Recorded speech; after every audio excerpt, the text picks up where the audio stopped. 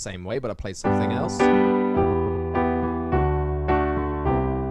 And now I'm gonna 6 of this PGM piano theory course. In this lesson I want to talk to you about whole tones. In the previous lesson, as you remember, a half tone means the closest distance on the piano. So C to C sharp or C to B.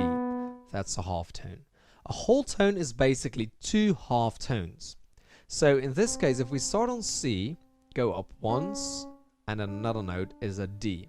Okay, so C and D, there's a whole tone difference. Between D and E, there's a whole tone difference. Why? Because we go up half a tone and a whole tone right here. Okay, so C to D is a whole tone, D to E is a whole tone, E to F, oh wait, that's not a black key in the middle. Okay, so this is where it might get a little bit confusing. C to D is white to white, whole tone. D to E, white to white, whole tone. Now, if I want to do another whole tone, I have to jump here to F sharp. Okay, why? Because if I'm on an E, if I go half a tone up to F and then half a tone up to F sharp, that's a whole tone. Okay, then from here, half a tone up to G sharp for a whole tone. So F sharp to G sharp is a whole tone. G sharp to A sharp is a whole tone. And now A sharp not to C sharp because there's 2 in the middle. No, A sharp half a tone up to the C is a whole tone. Okay, so these are the whole tones. Now it doesn't sound like a regular scale like that. And that is because in a scale, sometimes you go half a tone up and sometimes you go a whole tone up.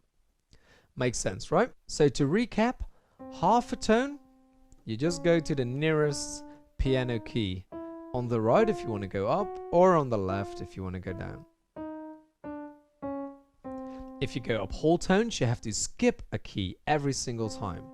Okay, so whole tone up, whole tone up, whole tone up, whole tone up, whole tone up, and then here. Okay, you could also start on C sharp, go a whole tone up, so skip the D, go to D sharp. Go a whole tone up, so skip the E, go to F. Go a whole tone up, so skip the F sharp, go to G. Skip the G sharp, go to A. Skip the A sharp, go to B, and skip C up to C sharp. Okay, so basically all that I'm doing here is pointing out what is the distance between 2 keys. In this case it's a whole tone because there's 1 in the middle. In this case it's a whole tone because there's also a key in the middle. In this case it's a half tone because there's no key in the middle. Cool? So another way to remember it, if there's no key in the middle, it's a half tone. If there's 1 key in the middle, it's a whole tone. So now hopefully you know all of the names of the white keys, all of the names of the black keys, you know what whole tones are and what half tones are. And now in the next couple of lessons, I'll be talking about scales. So that's where we're really gonna take a big step from the real basic stuff into the more advanced stuff. Hi guys, welcome to lesson 7 of the PGM piano theory course. In this lesson, I'm going to be teaching you about key signatures. And I'm presupposing you already know the name of the white keys, the name of the black keys, and what a whole tone and a half tone is. And if you don't know that yet, go back to the previous lessons, lessons 2, 3, and 4 for the name of the keys, and lesson 5 and 6 for the name of whole tones and half tones. For now, let's talk about key signatures. So as you can imagine, with all of these different keys right here, if you play everything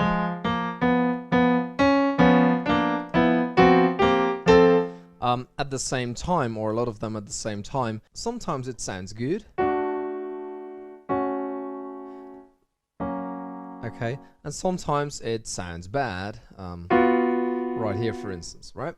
So you always want to have a key signature, basically a template, where for which notes you're going to play. And it's not just which notes you are going to play, it's also which notes you're not going to play. And every song is basically using a key signature. Most of the songs are being played in a certain key. So I could play this, for instance.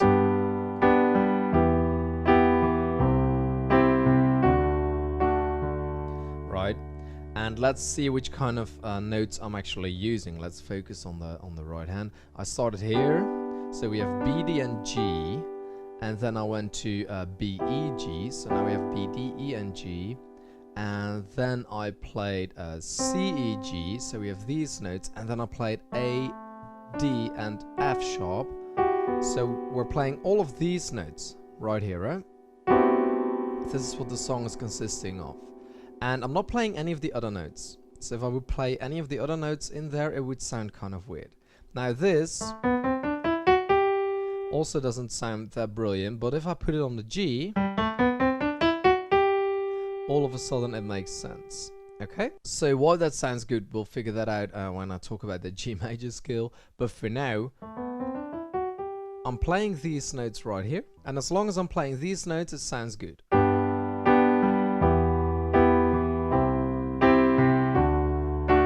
However, I'm gonna play a note that's not in there, like for instance these, it sounds really weird all of a sudden. Okay, so as long as I'm playing notes that are in the key signature, I can do quite a lot of stuff and it will still sound good. Okay,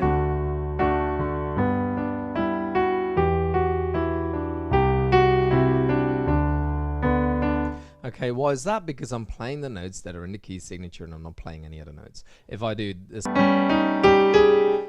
it messes it up because I'm using notes that are not in the key signature. So basically, a key signature is a template that says you can play these notes, but you cannot play these notes, because if you do, it will mess things up. Now, every song has at least one key signature. It could have multiple. It can go back and forth from one to the other. But yeah, it's really important that you realize which key signature is being played. You don't necessarily have to know the name, but you have to understand which notes you can and can't play, especially if you want to improvise.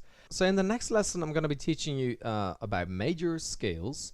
A scale is basically the same as a key, but it's a way to explain which notes are in the key, right? A key is the whole name for the whole thing, and a scale will tell you exactly which notes are in there.